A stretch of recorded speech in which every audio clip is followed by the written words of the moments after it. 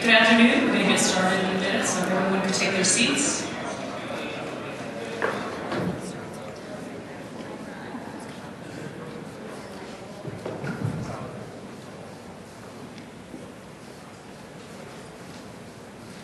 Thanks again. Our next session is on XBRL for nonprofit financials. So this is kind of a little bit of a different program.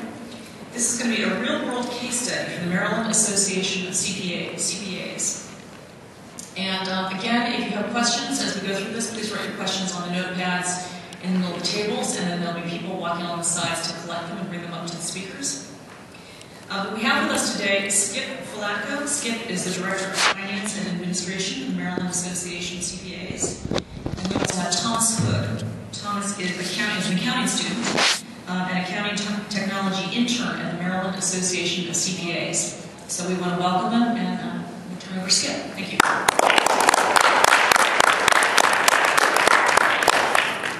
Thank you, Michelle, and good morning, everyone. Thanks for being here. We're here to share our story about using XBRL Global Ledger internally for efficiency's sake and for improving our financial reporting. First, a little bit of background about us. We're the Maryland Association of CPAs. We are a 501c6 nonprofit. We represent about 8,500 CPA members in Maryland, as well as a couple thousand student members. We have a budget of $6.5 million and 34 employees.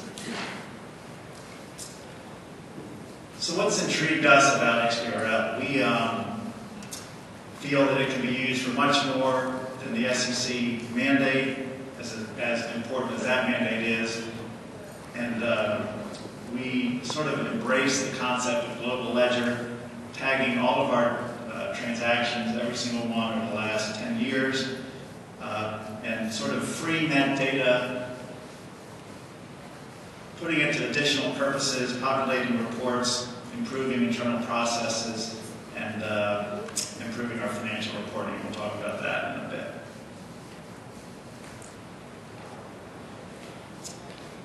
So why do we think this technology is important to CPAs and accountants? We believe that it will fundamentally change how they go about doing their daily work. A lot of our members spend at least some of their time picking numbers off of one spreadsheet, putting it on another spreadsheet, or picking numbers off a spreadsheet, putting it on a piece of paper. Sort of manual type of work. And we think the technology has the potential to change that. That will result in less compilation and sort of move CPAs and accountants up the value chain to do a higher level of work, more analytical work, more interpretation of the numbers. Now, when we talk to our members about XBRL and the possibilities for it, there's certainly some level of fear of change involved and possibility of disintermediating some of their work. But in general, they would rather be ahead of the technology, understand it, and not be steamrolled by it or be blindsided by it. Now, we've been working with XBRL for about 3 years, and our initial work involved taking our audited, summarized financial statements and tagging them. And that was an interesting process, but not especially useful in that at the time we didn't know of any other nonprofit that was doing that. And so we sort of felt like the guy with the first telephone has nobody to call. We had nobody to compare our nonprofit financials to. I've since learned that the CFA Institute has been doing similar work for several years, however. But we learned some things from that process, and one of the takeaways was we initially used the commercial and industrial taxonomy to tag our financials, and that wasn't a particularly good fit, but we made it work. But we came away from the process thinking that nonprofits need their own taxonomy, number one. And number two, we thought that XBRL would be a potentially beneficial technology to use in the nonprofit community in that it would improve transparency, accountability, and comparability amongst nonprofits in a way similar that it should do for public companies.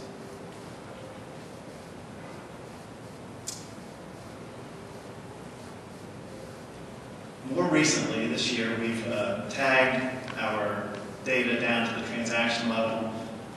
We'll give you some examples of that in a bit when Thomas will show you some screenshots. Just in the way of background, we have a membership database where we run accounts receivable and accounts payable out of. We export that summarized data monthly into our general ledger package, which is Microsoft Dynamics. And we add to that accruals, journal entries, that type of thing, and produce monthly financial statements. The challenge is there's not a single source of all the data. It travels to Dynamics in a summarized way from where we then produce financials.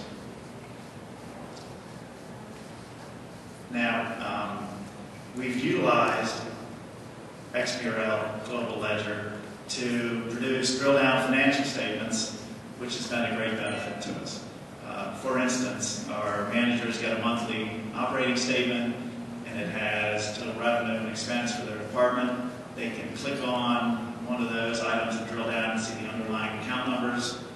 They can click on the account numbers and see the underlying transactions with the related balances that make up those account balances. And so, to us, that's sort of automated the process, made things faster and more meaningful, and eliminated some manual work. And I think the main point of that is that we've got richer data, more detailed data that we can present to our managers to run our operation, which is hugely helpful.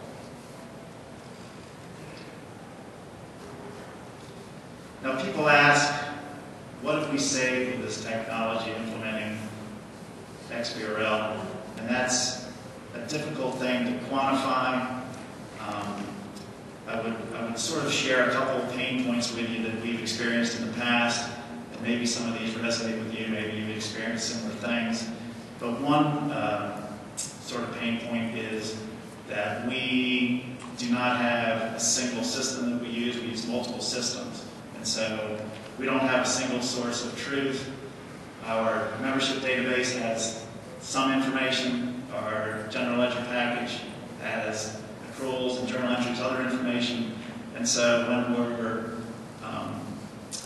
when we're producing information or accessing the system to find balances out, it has been a somewhat unwieldy manual process to compile data from multiple systems. And so XBRL Global Ledger has helped us deal with that by pulling data from both systems to get a full level of rich detail that we can then use. Another sort of pain point we've experienced over the years is we find ourselves, when we issue monthly financial statements, sometimes engaging in a back and forth with our managers to sort of prove that the numbers are right. Somebody says, gee, this doesn't look right, how can that be? What's the deal? We've got to go back, manually work something up and kind of demonstrate to them how it works. We've been able to, I mentioned the drill down capability, sort of give them a richer level of detail so that they can drill down and see underlying transactions that make up the total balances, and that's a very beneficial thing. As I mentioned, it's difficult to quantify what that's worth, but I would argue that having more detail, automating the process, getting it faster, getting the information faster, and having a deeper level of information is priceless. Now that's sort of a CFO perspective on what we've accomplished. Thomas is going to kind of walk us through some of the technical aspects of what we've done and how we've gone about doing that. So, Thomas?